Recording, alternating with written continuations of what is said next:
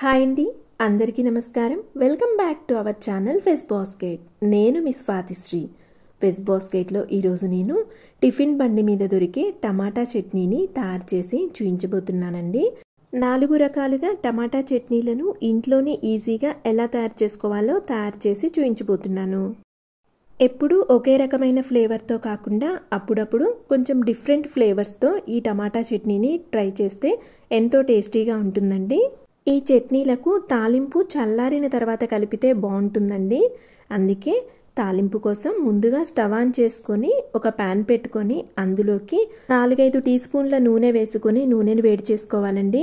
నూనె వేడెక్కిన తర్వాత 1 టీ స్పూన్ పచ్చిశనగపప్పు, 1 టీ స్పూన్ మినప్పప్పు, 1/2 టీ స్పూన్ జీలకర్ర, 1/2 టీ స్పూన్ ఆవాలు యాడ్ చేసుకొని పప్పులన్నీ కూడా గోల్డెన్ కలర్లోకి వచ్చే వరకు వేయించుకోవాలండి.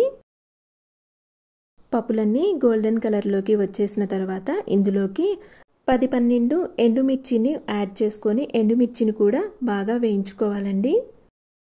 ఎండుమిర్చి బాగా వేగిన తర్వాత ఇందులోకి కొద్దిగా ఇంగువను యాడ్ చేసుకోవాలండి. అలాగే 4-5 రెమ్మల కరివేపాకును కూడా యాడ్ చేసుకోవాలండి. ఇప్పుడు వీటన్నిటిని కూడా బాగా వేయించుకోవాలండి. ఇవి బాగా వేగిపోయిన తర్వాత స్టవ్ ఆఫ్ చేసుకొని ఈ తాలింపును పక్కకు పెట్టి చల్లార్చుకోవాలండి.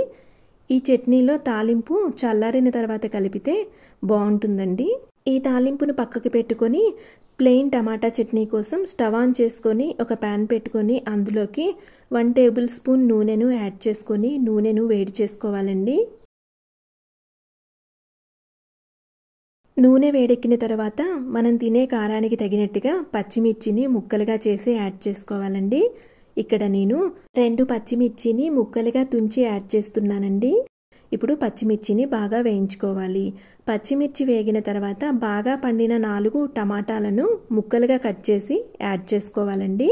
అలాగే చిన్న ఉసిరికాయ సైజ్ అంత చింతపండును గింజలు ఈనెలు లేకుండా శుభ్రంగా కడిగి యాడ్ చేసుకోవాలండి. ఇప్పుడు వీటన్నిటిని బాగా కలుపుకోవాలి. బాగా కలుపుకున్న తర్వాత ఒక మూతను పెట్టుకొని మధ్య మధ్యలో కలుపుతూ టమాటాలను పూర్తిగా ఉడికించుకోవాలండి. చూడండి, ఇక్కడ టమాటాలు అనేవి బాగా మెత్తగా ఉడికిపోయాయి. ఇప్పుడు ఒకసారి బాగా కలిసేటట్టు కలుపుకొని కొద్దిగా పసుపును యాడ్ చేసుకొని ఒకసారి బాగా కలిపి స్టవ్ ఆఫ్ చేసుకొని దీనిని చల్లార్చుకోవాలండి. చల్లారిన తర్వాత ఈ టమాటా మిశ్రమంను ఒక మిక్సీ జార్లోకి తీసుకోవాలండి. ఇందులోనే 2 వెల్లుల్లి రెబ్బలు అలాగే రుచికి తగినంత ఉప్పు యాడ్ చేసుకొని మెత్తగా మిక్సీలో గ్రైండ్ చేసుకోవాలండి. చూడండి, ఈ విధంగా మెత్తగా గ్రైండ్ చేసుకోవాలి. ఇప్పుడు దీనిని ఒక గిన్నెలోకి ట్రాన్స్ఫర్ చేసుకోవాలండి. ఇలా రెడీ చేసుకున్న టమాటా చట్నీలోకి ముందుగానే రెడీ చేసి పెట్టుకున్న తాలింపును కొంచెం యాడ్ చేసుకొని బాగా కలుపుకోవాలండి. తాలింపును చట్నీలో మనం తినే ముందు యాడ్ చేసుకోవటం వల్ల పప్పులు అనేవి క్రిస్పీగా ఉంటాయండి. ఇప్పుడు పుదీనా ఫ్లేవర్తో టమాటా చట్నీని ఎలా తయారు చేసుకోవాలో చూపించబోతున్నానండి. దీనికోసం ముందుగా స్టవ్ ఆన్ చేసుకొని ఒక ప్యాన్ పెట్టుకొని అందులోకి 1 టేబుల్ స్పూన్ నూనెను యాడ్ చేసుకొని నూనెను వేడి చేసుకోవాలండి. నూనె వేడెక్కిన తర్వాత మనం తినే కారానికి తగినట్టుగా పచ్చిమిర్చిని యాడ్ చేసుకోవాలండి. ఇక్కడ నేను 2 పచ్చిమిర్చిని తుంచి యాడ్ చేస్తున్నానండి. ఈ పచ్చిమిర్చిని బాగా నూనెలో వేయించుకోవాలండి. పచ్చిమిర్చి బాగా వేగిన తర్వాత 4 బాగా పండిన టమాటాలను ముక్కలుగా కట్ చేసి యాడ్ చేస్తున్నానండి. ఇందులోనే చిన్న ఉసిరికాయ సైజ్ అంతా చింతపండును శుభ్రంగా కడిగి యాడ్ చేస్తున్నానండి.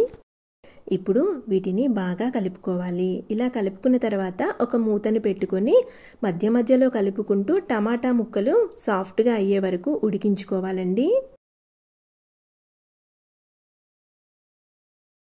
చూడండి, ఇక్కడ టమాటా ముక్కలు సాఫ్ట్గా అయిపోయాయి. ఇప్పుడు వీటిని ఒకసారి బాగా కలుపుకోవాలండి.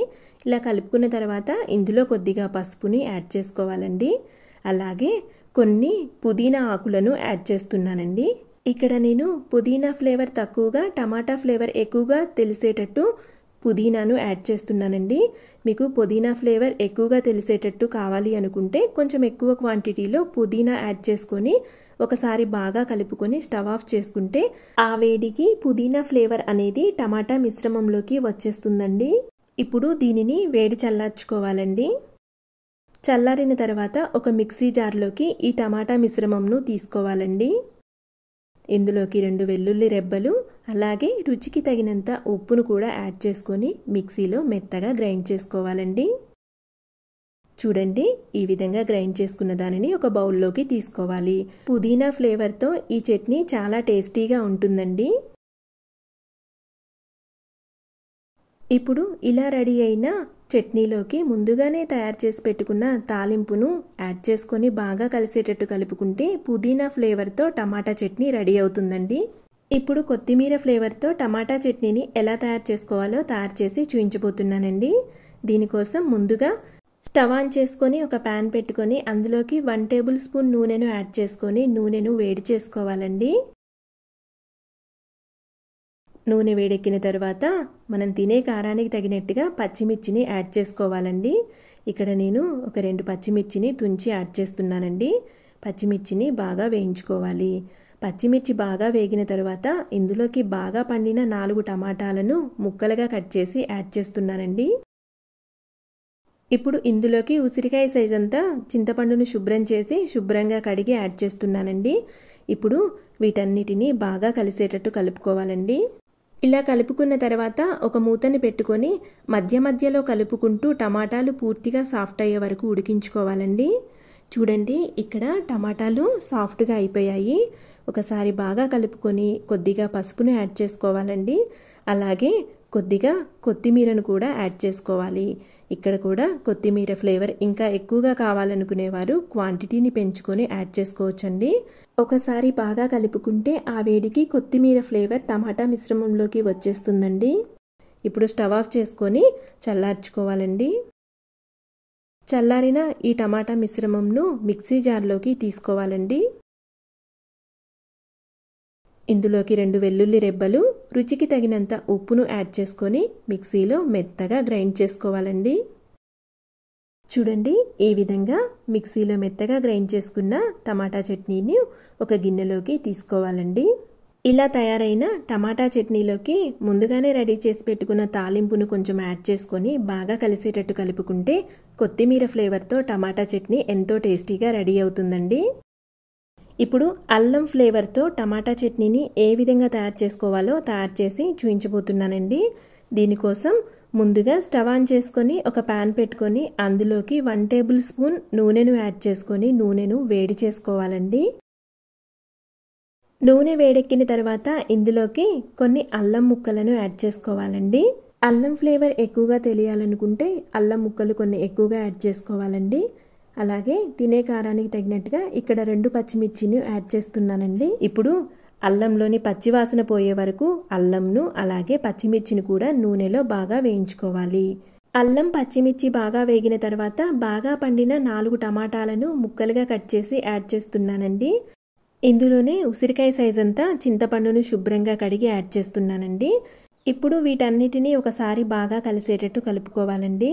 ఇలా కలుపుకున్న తర్వాత ఒక మూతను పెట్టుకొని మధ్య మధ్యలో కలుపుతూ టమాటా ముక్కలు పూర్తిగా ఉడికే వరకు ఉడికించుకోవాలండి.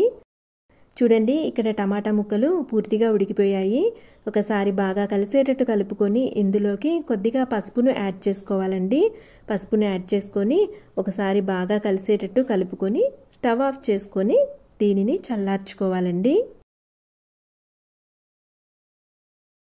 చల్లారిన తర్వాత దీనిని ఒక మిక్సీ జార్లోకి తీసుకోవాలండి. ఇప్పుడు ఇందులోకి 2 వెల్లుల్లి రెబ్బలు అలాగే రుచికి తగినంత ఉప్పును కూడా యాడ్ చేసుకొని మిక్సీలో మెత్తగా గ్రైండ్ చేసుకోవాలండి. చూడండి, ఈ విధంగా గ్రైండ్ చేసుకున్న తర్వాత ఈ టమాటా చట్నీని ఒక బౌల్లోకి తీసుకోవాలండి.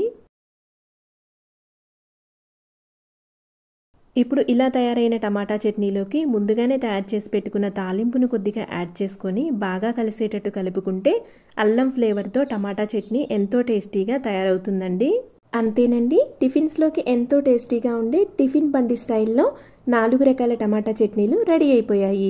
రెసిపీ నచ్చినట్టయితే లైక్ చేయండి, షేర్ చేయండి, కమెంట్ చేయండి. ఇటువంటి మరిన్ని రెసిపీస్ కోసం నా ఛానల్ను తప్పకుండా సబ్స్క్రైబ్ చేసుకోండి. Thank you for watching.